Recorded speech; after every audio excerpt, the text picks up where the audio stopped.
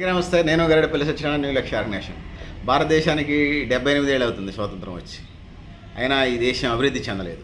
కారణాలేంటి అంటే ముఖ్యంగా ఈ దేశంలో కులాలు ఉన్నాయనేది ప్రధాన ఎజెండాగా మనకు కనపడతా ఉంది. ముఖ్యంగా ఈ రాజకీయాలకు సంబంధించి వచ్చినప్పుడు ముఖ్యంగా కొన్ని రాజకీయ పార్టీలు కొన్ని కులాలకే పరిమితమని ఎన్నికలకు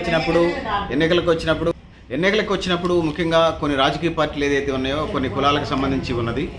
ఆ కొన్ని కులాలకు సంబంధించి చేస్తూ ఉన్నారు. ముఖ్యంగా ఎన్నికలు వచ్చేదాకా బీసీ సకల కుల జనగణన చేస్తాం, బీసీ కుల జనగణన చేస్తామని చెప్పి ఎన్నికల వాగ్దానాలు ఇస్తూ ఉన్నారు. ఎన్నికలు అయిపోయిన తర్వాత ఏదైతే ఉన్నదో ఇందులో ప్రధానంగా ఓడ దాటిన దాకా ఓడమల్లయ్య, ఓడ దాటిన తర్వాత బోడి మల్లయ్య సొంతంగా ఈ రాజకీయ పార్టీలు ఏదైతే ఉన్నాయో ఈ రాజకీయ పార్టీలు వ్యవహరిస్తూ ఉన్నాను. ఈ నేపథ్యంలోనే అనేక పరిస్థితులు ఉన్నాయి. కొన్ని ఎన్నికల తాయిలాలు ఇస్తున్నారు, బీసీ లోన్లు ఇస్తాము, ఇంకోటి చేస్తామంటున్నారు. ఈ పరిస్థితులు ఉన్నాయి కాబట్టి ఎన్నికలు వచ్చిన దాకా వాడుకోవడం, తర్వాత కులాలను పట్టించుకోకుండా వాళ్ళ స్వయోపాధి లోన్లు లేకుండా వాళ్ళు అభివృద్ధి చేయకుండా ముందుకి నెట్టుకుపోతూ ఉన్నారు. ఇందులో ముఖ్యంగా వృత్తి కులాలు అయితే ఉన్నాయి, చాకల పని, మంగళ పని, లేకపోతే ఒడ్డెర పని. ఈ వృత్తి కులాలకు సంబంధించి కార్పెంటరీ వర్క్ సంబంధించి కానీ, ఇసుబ్రాహ్మణ బంగారం పనికి సంబంధించి కానీ ఇవన్నీ పెట్టుబడిదారీ సమాజం అంటే ఎల్పిజి లిబరలైజేషన్, ప్రైవేటైజేషన్, గ్లోబలైజేషన్ వచ్చిన తర్వాత ఈ వృత్తి కులాలన్నీ కూడా వృత్తులు లాక్కోబడి పెట్టుబడిదారుల చేతుల్లోకి ముఖ్యంగా వ్యాపారస్తుల చేతుల్లోకి వెళ్ళిపోయిన నేపథ్యంలో ఇక్కడ ప్రధానంగా ఈ వృత్తి కులాలు ఏదైతే ఉన్నాయో వాళ్ళు ఉపాధిని కోల్పోయినటువంటి పరిస్థితి మనం చూస్తాను. అందుకోసమే వీళ్ళకి ఉపాధిని చూపించాల్సినటువంటి బాధ్యత ఏదైతే ఉన్నదో ఇటు రాష్ట్ర ప్రభుత్వం కానీ అటు కేంద్ర ప్రభుత్వం మీద కానీ ఉన్నది. ఎన్నికలప్పుడు ఈ డైలాగులన్నీ కొడుతూనే ఉన్నారు. కానీ ఎన్నికలు అయిపోయిన తర్వాత ఏదైతే ఉన్నాయో ముఖ్యంగా బీసీ ఉపకులాల మీద సవితల్ని ప్రేమను చూపిస్తున్నటువంటి సందర్భాన్ని మనం చూస్తున్నాం. ముఖ్యంగా ఇక్కడ ఎస్సీ ఎస్టీలకు సంబంధించి రాజ్యాధికారం ప్రకారం వాళ్ళ వాటా వాళ్ళకి పోతుంది అన్ని రంగాలకు సంబంధించి. ముఖ్యంగా ఓసీ 100కి 70% దాకా ఉన్నటువంటి బీసీలకు సంబంధించినటువంటి వృత్తి కులాలకు సంబంధించి లేకపోతే బీసీ సమాజానికి సంబంధించిన సమస్యలు ఉన్నాయి. అందుకోసం వీళ్ళకి సంబంధించి న్యాయం చేయమని చెప్పేసి ఈ సందర్భంగా బీసీ సమాజం గత 5 దశాబ్దాలుగా 50 సంవత్సరాల పైగా వినతి పత్రాలు, ధర్నాలు, రాష్ట్రోకలు వీటితోనే సరిపోయింది. అనేక యాజిటేషన్స్, బలప్రదర్శనలు చేశారు. కానీ వడ్డించేవాడు మనోడైతే తప్ప పట్టించుకునే పరిస్థితి లేదు. మనం తిన్నవా లేదా అనేది చూడాల్సిన బాధ్యత కుటుంబ పెద్ద మీద ఉంటుంది. కానీ కుటుంబ పెద్ద ఎవరైనా భావిస్తున్నామో ఇటు రాష్ట్ర ప్రభుత్వం కానీ అటు కేంద్ర ప్రభుత్వ పాలకులు ఎవరైతే ఉన్నారో వీళ్ళు ముఖ్యంగా బీసీ సమాజం మీద శీతకన్నేశారు. చవితి తల్లి ప్రేమ చూపిస్తూ ఉన్నారు. ఎన్నికలైన దాకా మీకు అది చేస్తాం, ఎన్నికలు అయిపోయిన తర్వాత పట్టించుకోవట్లేదు. మళ్ళీ 5 ఏళ్ల సంగతి తర్వాత దేవుడెరుకు, ఈలోపుగా ఉండేదెవరో చనిపోయేదెవరో ఈ పరిస్థితుల దాకా నెట్టివేయబడ్డాము. ఇలాంటి పరిస్థితులే ఈ గత 78 సంవత్సరాలుగా పాలకులు ఇదే విధానాలు అవలంబిస్తున్నారనేది చెప్పుకోక తప్పదు. ఇక ఎన్నికలకు వచ్చేసరికి అంబేద్కర్ అంటాడు, అంబేద్కర్ రాజ్యాంగం ప్రకారం నేను మీకు ఓటు హక్కునిస్తున్నాను. మీ ఓటు మీరు వేసుకొని రాజులు అవుతారు, మీ ఓటుని అమ్ముకొని బానిసలు అవుతారు అని అంటాడు భారత రాజ్యాంగం రాసినటువంటి డాక్టర్ బిఆర్ అంబేద్కర్. ఓటు హక్కుని ఇచ్చాడు.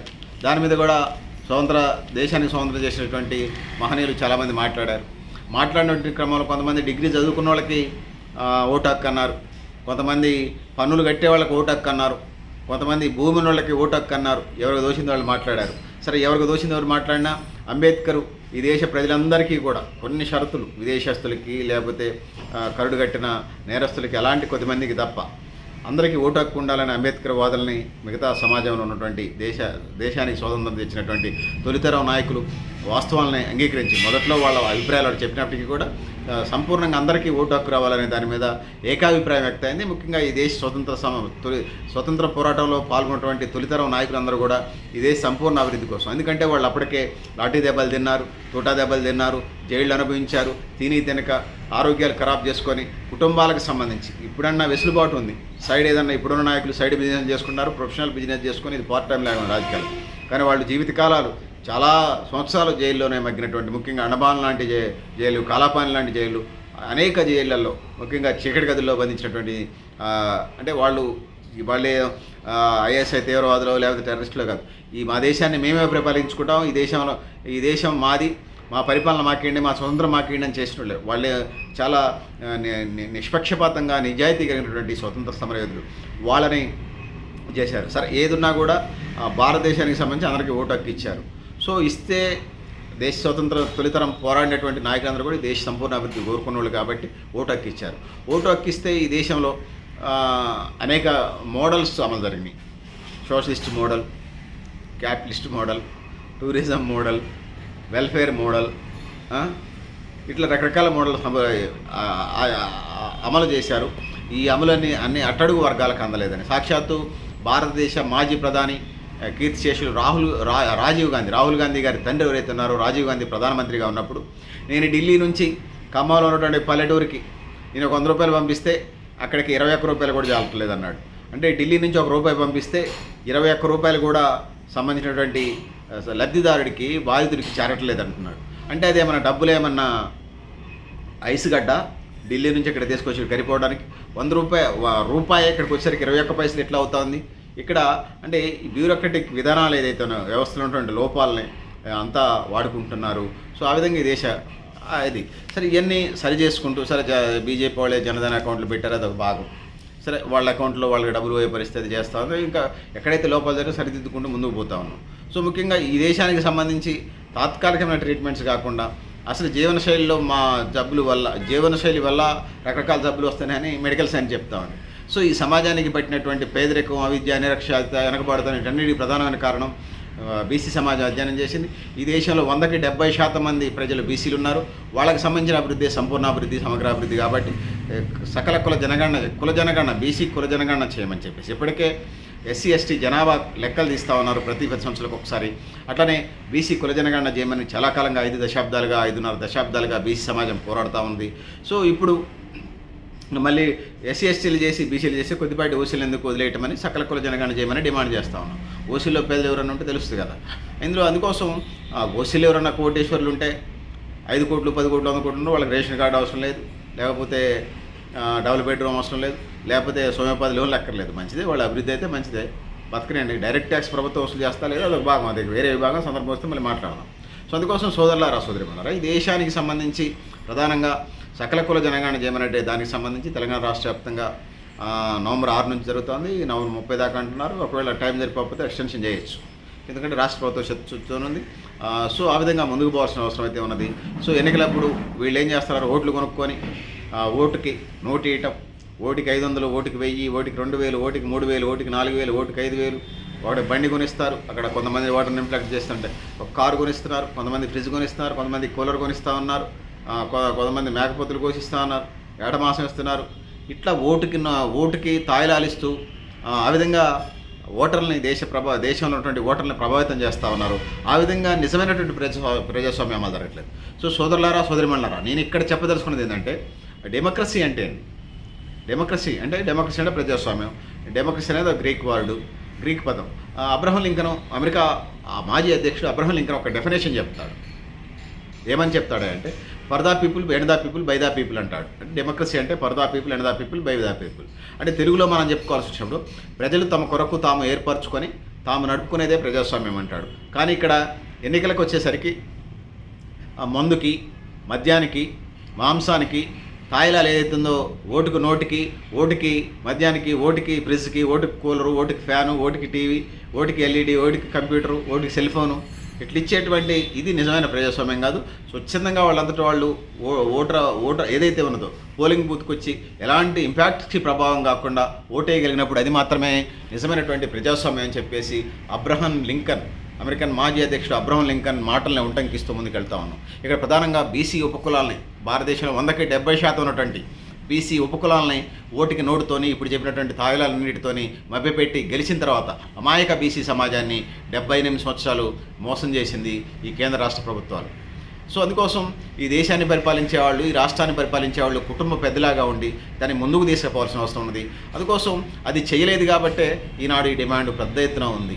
5 దశాబ్దాలు జరుగుతున్న ఇలా ఉవ్వెత్తున ఎగిరిపడితే అమర నిరాదీక్షలాగా కూడా వెళ్ళేటువంటి సందర్భం ఉంది. సో దీన్ని మా ఓటా మాకు ఇవ్వండి అని చెప్పేసి మేమెంతో మాకంత ఓటా కావాలని చెప్పేసి బీసీ సమాజం కోరుతా ఉంది. మేమెంతో మాకంత ఓటా ఇవ్వమనంటే మీ ఓటాలే లాక్కోవటం కాదు, మీరెంతో మీరంత తీసుకోండి, మేమెంతో మాకు అంత ఇవ్వండి. ఎస్సీ ఎస్టీలకు ఆల్రెడీ రాజ్యాంగం ప్రకారం ఎప్పటికీ వెళ్తా ఉంది. ఇంకా ముఖ్యంగా ముస్లిం మైనారిటీలు కానీ, క్రిస్టియన్ మైనారిటీలు కానీ, బౌద్ధ జైన సిక్ మైనారిటీలు ఎవరైతే ఉన్నారో వాళ్ళకి సంబంధించిన బీసీలో కానీ ఇటు ఓసీలో కానీ వస్తున్నారు కాబట్టి ప్రత్యేకంగా నేను మైనారిటీల ప్రస్తావన చేయదలుచుకోలేదు.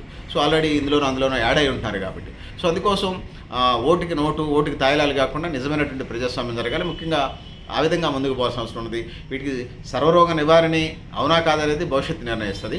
కానీ దీనివల్ల ఫలితాలు ఉంటాయి. అసలు ఏ కులానికి ఎంతమంది ఉన్నారు, ఏ కులానికి జనాభా ఎంత ఉంది, వాళ్ళ ఆర్థిక, రాజకీయ, సామాజిక పరిస్థితులు ఎలా ఉన్నాయి, దేశానికి స్వతంత్రం వచ్చి 78 సంవత్సరాల తర్వాత వీళ్ళు ఎలా బతుకుతున్నారు, ఒక లెక్క తెలియాలి కదా, ఎక్కడోసారి తెలియాలి కదా. మన ఇంటికి మన అమ్మ వాళ్ళకి చెప్తాం, అయితే భార్యకి చెప్తాం, చుట్టాలు వస్తున్నారు అన్నం వండమని. అమ్మ కానీ భార్య కానీ ఏం చెప్తారు చెప్పండి? ఎంతమంది వస్తున్నారని అడుగుతారు. 4 వస్తున్నారా, 5 వస్తున్నారా, 10 మంది వస్తున్నారా? ఎందుకంటే బియ్యం వండాలి కదా. చుట్టాలు వస్తున్నారు వండమని చెప్పేసి అంటే సరిపోతుందా? ఎంతమంది వస్తున్నారని అమ్మ అడుగుతుంది, లేదా భార్య అడుగుతుంది. ఎవరైతే వాళ్ళు ఆ పొజిషన్లో ఉన్నవాళ్ళు. పిల్లలు అనుకోండి చుట్టాలు వస్తున్నారంటే అమ్మకి చెప్తాం, భర్త అనుకోండి భార్యకి చెప్తాం. సో ఇట్లా అనుకుందాం. సో అందుకోసం 4కా 5కా 10 మందికి అనేది అమ్మే మన ఇంట్లో వండుకునే రైస్కి సంబంధించి, అన్నానికి సంబంధించి లెక్కలు అడుగుతుంది.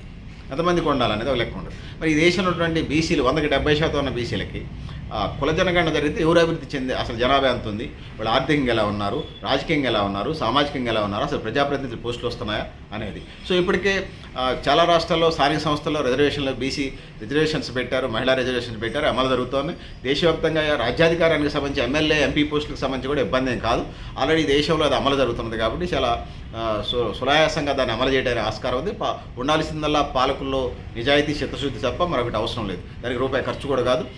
సో చాలా పార్టీలు భవిష్యత్తులో మేము జనాభా దామాషా ప్రకారం, ఓటా ప్రకారమే మేము ఖచ్చితంగా ఎమ్మెల్యే ఎంపీ సీట్లు వేస్తామని చెప్పేసి ఇప్పుడు చాలా రాజకీయ పార్టీలు చెప్తున్నాయి. ఎంతమంది కట్టుబడి అంటే చూద్దాం. సో కట్టుబడిన పార్టీలు ఏమంటే కాలగర్భంలో ఇప్పటికే చాలా పార్టీలు కలిసిపోయినాయి. ఇంకా చాలా రాజకీయ పార్టీలు కాలగర్భంలో, గోదావరిలో, బంగాళాఖాతంలో కలవబోతున్నాయి అనేది అయితే ఈ సందర్భంగా నేను చెప్పదలుచుకున్నాను. ఎవరేమనుకున్నా దానికి పెద్ద ప్రాబ్లమే లేదు. సో అందుకోసం ఆ విధంగా ముందుకు పోవాల్సిన అవసరం అయితే ఉన్నదని తెలియజేసుకుంటా ఉన్నాను. సో ఇక రాజకీయ పార్టీలు యాదలో గోర్లు ఇయటం, సాగులోళ్ళకి ₹1,00,000 లోను ఇస్త్రీ పెట్టారు, 250 యూనిట్లు కరెంటు, ఒకటి ఏదో ఇస్తామంటాం. బెస్తోళ్ళకి రూపాయి ఇచ్చింది లేదు. బెస్తా, గంగపుత్ర, ముదిరాజులకి రూపాయి ఇచ్చింది లేదు. చెరువులు, కుంటలు మీ అండర్ సభ్యులు చేశారు. ఆడ చేపపిల్ల పూసే దిక్కులేదు. సో ఏదో కొద్దిపాటి ఓటర్లు కలిగినటువంటి పార్టీలకు తాయిలాలు ఇస్తున్నారు.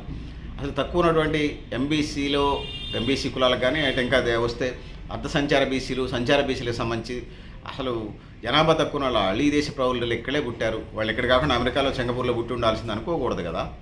బాధ్యత మీదే కదా, పాలకవర్గాలదే కదా, ఇటు రాష్ట్ర ప్రభుత్వంగా, ఇటు కేంద్ర ప్రభుత్వంగా. ఈ దేశంలో ఉన్నటువంటి ముఖ్యంగా చాలా వృత్తి కులాలు కుక్కకి, నక్కకి, లేకపోతే కుక్కకి, లేకపోతే గేదెకి, ఆవుకి ఉన్నటువంటి హక్కులు కూడా లేకుండా జీవించినటువంటి సమాజం కొన్ని వందల వేల సంవత్సరాలు చూసాం. ఇప్పటికైనా అది మార్చుకోకపోతే భవిష్యత్ పోరాటాలకు బీసీ సమాజం, బీసీ మేధావి వర్గం, బీసీ ఉద్యోగ సంఘాలు ఇప్పటికే సమాయత్తమవుతా ఉన్నాయి. సో పర్యవసానాలు ఎదుర్కోవాలి. ఈ దేశం మూలవాసులమ్యం. ఈ దేశం జెనెటిక్ ఆఫ్రికాలో మానవుడు ఎప్పుడు పుట్టినా మాకు తెలియదు. కానీ జెనెటిక్గా మూలాలు తీసి జెనెటిక్గా మా జీన్స్ని మాత్రం లెక్క కడితే మాత్రం ఈ దేశ మూలవాసులం, మేము ద్రావిడులం, మేము అందరితో కలిసి ముందుకెళ్తాం.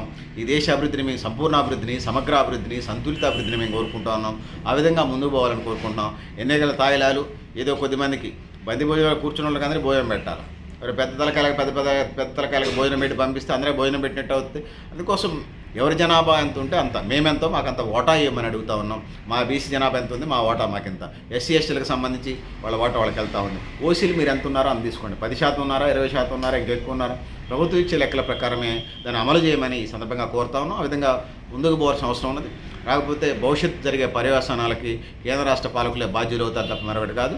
సో ఈ క్రమంలో కొన్ని పార్టీలు ముఖ్యంగా బీసీ ఉద్యమాన్ని, బీసీ సమాజాన్ని నిర్వీర్యం చేద్దాం, ఇంకా వెనకకూడదాం, తరతరాలుగా యుగాలుగా వాళ్ళు బయటికి రారు, మానసిక బానిసలుగా ఇంకా వాళ్ళని కొనసాగిద్దాం, వాళ్ళని అట్లా అణిచివేద్దాం అనేటువంటి కొద్దిమంది ఏదైతే ఉందో సూడో మేధావులు, సూడో నాయకులకి తగిన గుణపాఠం భవిష్యత్తు చెప్పబోతుంది అనేది ఇక్కడ నేను స్పష్టంగా చేయదలుచుకున్నాను. సో అందుకోసం ఇప్పటికే బీసీలకు సంబంధించి మా ఓటా మాకు ఇవ్వమని చెప్పేసి ఈ సందర్భంగా డిమాండ్ చేస్తా ఉన్నాను, కోరుతా ఉన్నాం. అందుకు బీసీ సమాజం కూడా ఎదురు చూస్తూ ఉందని తెలియజేసుకుంటా ఉన్నాను. సో సోదరులారా, సోదరిమణులారా, ఇప్పుడు జనాభా దామాషా ప్రకారం అడుగుతున్నాము. సో కొన్ని కులాలు తెలంగాణ లేకపోతే తెలుగు రాష్ట్రాల్లో ఒక 10 కులాలు, దేశవ్యాప్తంగా వచ్చినప్పుడు ఒక 25 కులాలు మాత్రమే రాజ్యాధికారం చేస్తున్నాయి. మిగతా కులాలకు సంబంధించి గ్రామ పంచాయతీ అంతా, గ్రామ పంచాయతీ బిషాద్ అంతా 500 మంది జనాభా ఉంటే ఆ గ్రామ పంచాయతీ చేస్తూ ఉన్నారు. 500 మంది ఉంటే ఆ గ్రామ పంచాయతీ చేస్తే ఆ గ్రామ పంచాయతీలో 10 వార్డులు ఉంటాయి. 10, 50, 500, 50 ఓట్లలో ఎవరైనా 25, 26 ఓట్లు వస్తే వాడు గెలుస్తాడు. అసలు ఈనాటికి 78 సంవత్సరాలు, దేశానికి స్వతంత్రం వచ్చి 78 సంవత్సరాలు అయితే వార్డు నెంబర్ కాని కులాలు ఉన్నాయండి. నేను చాలా కులాలతో మాట్లాడాను. సో అందుకోసం సకల కుల జనగణన చేయండి. ఏ కులానికి సంబంధించి ఈ దేశ సంపద అంతా ఈ దేశ ప్రజలది. వాళ్ళు ఈ దేశంలో పుట్టినందుకు ఈ దేశంలో ఎందుకు పుట్టానరా, నేను అమెరికాలోనో లేకపోతే చైనాలోనో లేకపోతే సింగపూర్, మలేషియాలో పుట్టాలనుకునే పరిస్థితి తీసుకురాకండి. ఆ విధంగా ఈ దేశాభివృద్ధిని కోరుకుందాం, ఆ విధంగా ముందుకు పోదాం. మిత్రులారా, పెద్దలారా, మీరు కూడా మీ అభిప్రాయాలను కామెంట్ బాక్స్లో రాయడానికి తెలియజేసుకుంటూ నేను గరడేపల్లి సత్యనారాయణ, న్యూ లక్ష్య ఆర్గనైజేషన్. థ్యాంక్ యూ అనండి.